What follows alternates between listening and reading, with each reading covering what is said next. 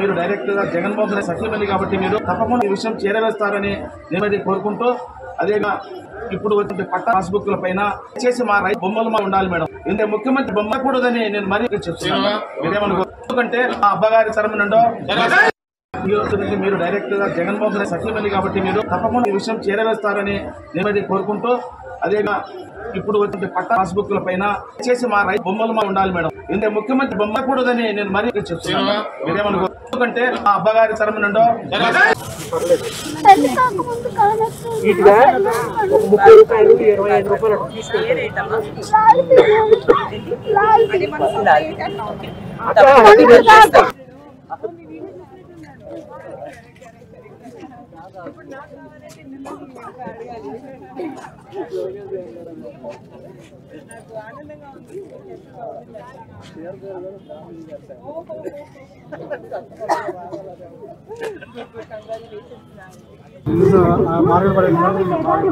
Location అస్సలు సహకారంగా లేదు కదా, అది చూస్తున్నాను. ఇక్కడ చాలా ఎక్కువ ఉంది, షెల్టర్ లేదు.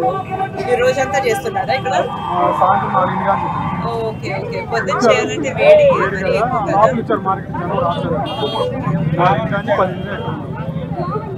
ఇక్కడ బాగా కష్టంగా ఉంది.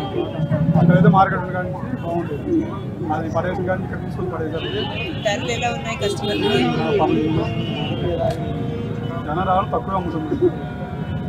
అది లొకేషన్ వల్ల, కమిట్మెంట్ ఇచ్చిన లొకేషన్ పనులు జరగలేదు. తప్పకుండా బాబు, మీకు తెలుసు కదా చంద్రబాబు నాయుడు గారే రైతు బజార్ అనేది రైతుల మీద ఎంత ఫోకస్ పెట్టింది. సో తప్పకుండా మీకు మంచిగా జరుగుతుంది. మీరు తప్పకుండా సపోర్ట్ చేయాలి మన రాష్ట్రం కోసం, మనందరి భవిష్యత్తు కోసం.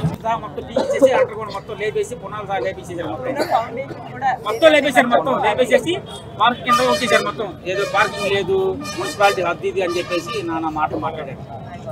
డబ్బులు కూడా తీసుకొని దానికి మార్కెట్ యజమాని డబ్బులు తీసుకొని మొత్తం ఆపించేశారు. మొత్తం మీకు తెలిసిందేనండి, మీ బాధలు నాకు అర్థం అవుతున్నాయి. చంద్రబాబు నాయుడు గారు రైతు బజార్ అనేది మొట్టమొదటి తీసుకొచ్చారు. తప్పకుండా రాబోయే కొన్ని నెలల్లో మంచి జరుగుతుంది. మీ మార్కెట్ బాధలన్నీ మాకు అర్థమయ్యాయి. తప్పకుండా ఒక మంచి లొకేషన్ చూసి, ఒక చాలా మోడర్న్, చాలా కన్వీనియంట్ మార్కెట్ అనేది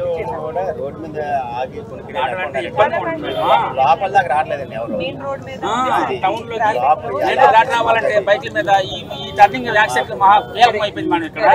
దాని గురించి బాధించాలంటే ఊళ్ళో రాకపోతే మార్కెట్ కి ఊళ్ళోనే దారం తీసుకుంటున్నారు. చిల్లర కొట్లో రేటు 4 రూపాయలు ఎక్కడ వచ్చేటికి ఖరీదు ఉన్నా అక్కడ కొనుక్కుంటున్నారు. రోడ్డు దాటి వచ్చి యాక్సిడెంట్ అయిపోతున్నారు, భయపడుతున్నారు జనాలు. ఊరంతా అడగదండి, ఊరు చివరి వచ్చేటికి ఏమవుతుందంటే రోడ్డు దాటేపటికి భయపడేది వస్తుంది.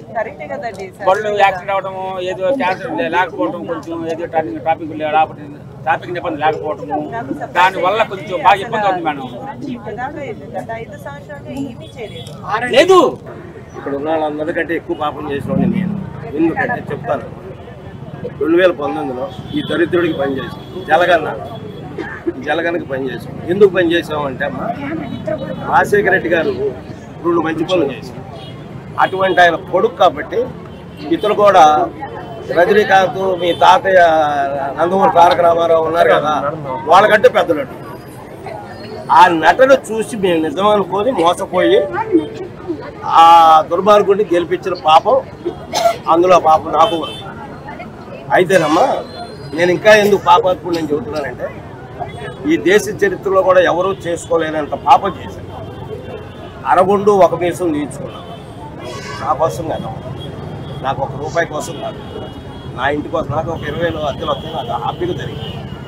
కానీ 20 లక్షల మంది వికలాంగులు ఉన్నారు. నాకు 3 ఏళ్ల వయసులో కాలు పోయింది. ఆయన కాలు లేదు అని ఈ రోజు వరకు నేను బాధపడ్డాను. ఒకళ్ళు నన్ను కొడతానికి ఎవరైనా వస్తుంటే ఇద్దరిని నేనే కొడతాను. ఆ విల్ పవర్ భగవంతుడు నాకు ఇచ్చాడు, కానీ అందరు వికలాంగులకి ఇవ్వాల. అందరు వికలాంగులకి ఆ విల్ పవర్ ఉండదు. ఇప్పుడు మీరందరూ ఉన్నారు, అన్ని అవయాలు దేవుడు ఇచ్చిన అవయాలు ఉన్నాయి. మీరు డబుల్ MA చేశారు, డబుల్ PG చేశారు, ఉద్యోగం లేదు అనుకుందాం. ఇట్లాంటి దుర్మార్గుడి పరిపాలన ఉద్యోగాలు లేవు కదా, దర్జాయి మాత్రం ఉంది, పుష్కలంగా ఉంది.